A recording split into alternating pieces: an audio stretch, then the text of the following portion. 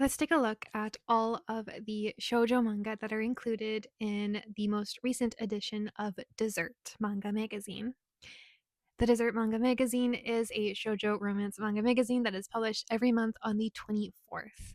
And it doesn't include all of the current ongoing manga series that are included in the Dessert series. So there are some new series that for some reason are not included. My favorite one, or one of my favorite ones at least, is not included this month, but that's okay. Okay, first up is Uruashi no Yoi no Tsuki, or In the Clear Moonlit Dusk. This is a series. Personally, it's not my favorite series. I do own the first, I think, 7 volumes, and I have it on pause right now. But it is a high school romance series about a girl who is known to be more handsome than beautiful by her classmates, and a boy who is known to be the prince. Technically, they're both called princes, and it talks about their unlikely, but pretty likely to me, relationship where she has absolutely no experience. He is her first everything, and he looks like he has a lot of experience. And it talks about them kind of understanding how to be in a relationship together. Next one is one that is a very, very new series in dessert that I really, really like called Yori-kun to Yori o Modosu wake niwa, which is kind of a mouthful for me to say. I really, really like this series. I own the first volume. Currently, there's only 1 volume out, but I think volume 2 is coming sooner than later. This is a series, it is a university slash college romance about a couple who broke up in middle school. He ghosted her. Both of them, unknowingly to the other, moved to Tokyo for college, and they moved in literally right next to each other. So they hadn't spoken since middle school. All of a sudden, years later, they're neighbors. He really, really wants to get back together, but she wants a fresh new like university debut in Tokyo, and he's not going to let her have it. It's a rom-com. It's very funny. I really, really enjoy this one. Next one is Museru kurai no ai o ageru, or Choking on Love. This is a very good one. It's stressful for me, but like kind of in a good way. And it talks about two university students who both go to an art school. She studies graphic design, he studies oil painting, but he is the lead singer in a band. And it talks about both of them striving for greatness. And as one of them becomes more popular in their respective fields than the other, they both have to kind of learn how to deal with that as it goes on. Next one is Hikaime ni itte mo kore wa ai, or Love That's an Understatement. This is my favorite dessert series. It's about a girl who can do literally everything by herself. It's a high school romance. She can do literally everything by herself, but like it's kind of lonely doing everything for yourself. She's an honors student. She carries everything you could ever need in her backpack with her. She's prepared for everything. And a delinquent who is loved by everybody, but he's having some difficulties in school.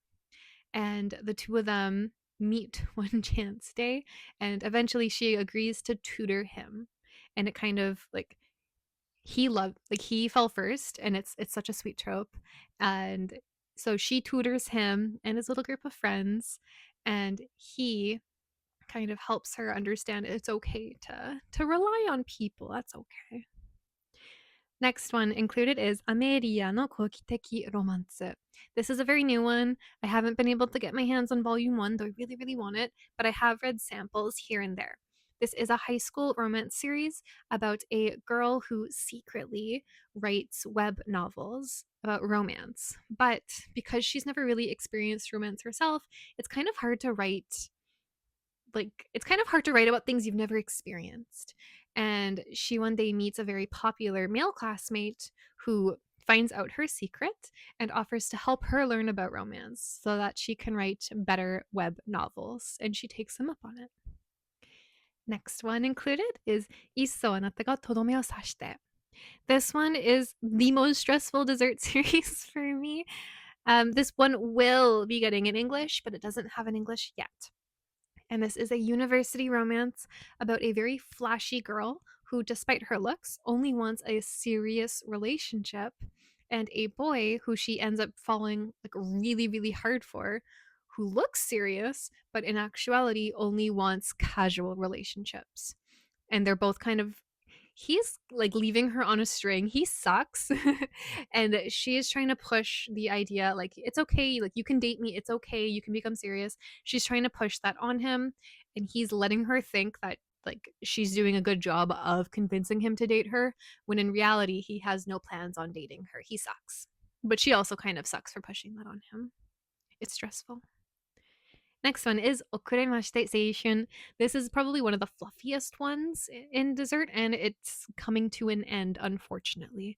This is a university romance about two university students who enjoy cosplaying as high schoolers. Because when they were high schoolers, they were so busy with clubs and studying and whatnot, they couldn't really do things that you can only do while you're in high school. Now that they're in university and they have more time on their hands, they finally can do those things. So they dress up and then go do them, and it's just really cute. Next one is one that I used to read that I have not read in forever, called Hananoi-kun to Koi no Yamai, or A Condition Called Love. This one is about, in my opinion, he gave serial stalker vibes in the first few volumes.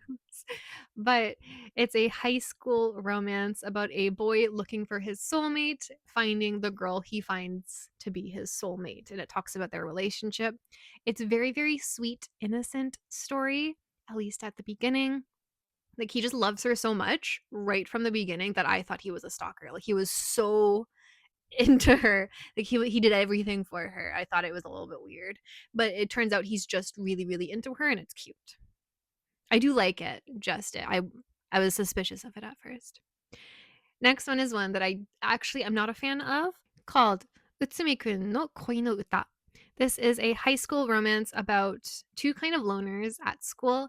She has difficulties communicating with those around her, so she prefers listening to music, in particular, her favorite underground artist. He just so happens to be her favorite underground artist. And when she finds out one day, she kind of freaks out, and he tells her he needs to write a love song, but he doesn't know anything about love. So they end up like pretend dating so that he can learn about love so that he can write a love song. And she really wants to hear the love song that he writes, so she goes along with it.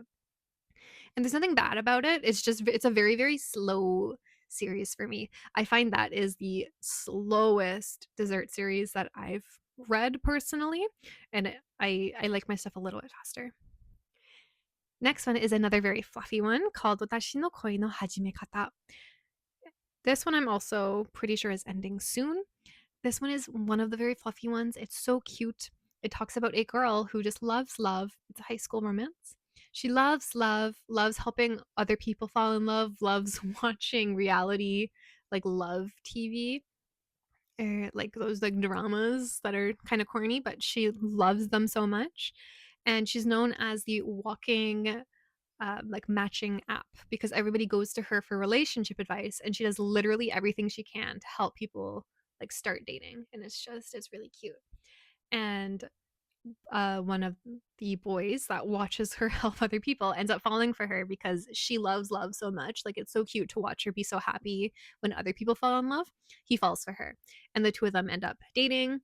And it's just such a sweet story. I really really like it.